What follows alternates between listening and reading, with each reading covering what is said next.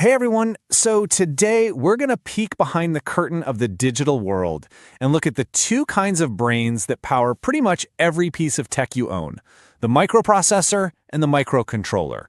Now I know they sound almost the same, but trust me, they are worlds apart in what they do and how they do it. I mean, just stop and think about it for a second. Your computer, it can do a million different things, right? You can browse the web, edit video, run all this complex software. But your washing machine? It does one thing, but it does that one thing perfectly, every single time. So what's the deal? Well, the reason for that difference really comes down to the type of brain that's inside each one. Let's get into it. All right, first up, let's talk about the one you've probably heard of, the powerhouse that gets all the glory, the microprocessor, or just UP for short. This guy is pretty much the main character in the story of modern computing. So at its core, a microprocessor is the central processing unit, the CPU. Its whole job is to be a number-crunching beast. It grabs instructions, figures out what they mean, and then gets to work executing them, doing all the math and logic. It's just pure, raw processing power. But here's the catch. This super powerful brain can't do anything on its own. A microprocessor is kind of like a world-class chef who needs a fully stocked kitchen to work.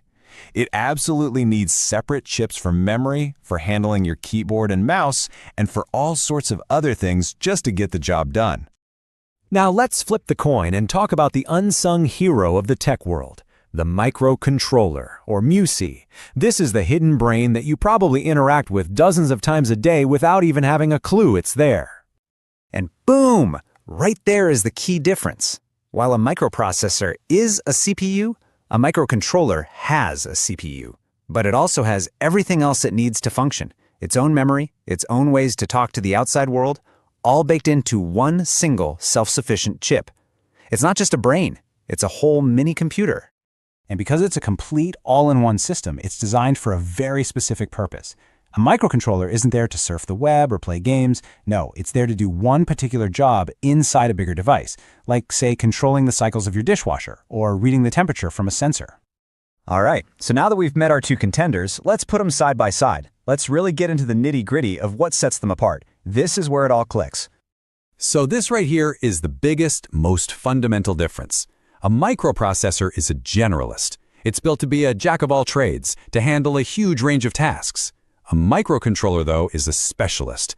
It's designed and programmed to do one specific job and to do it efficiently and reliably over and over and again. And this table just breaks it down even more clearly. Because the microcontroller is this highly integrated system on a chip, it ends up being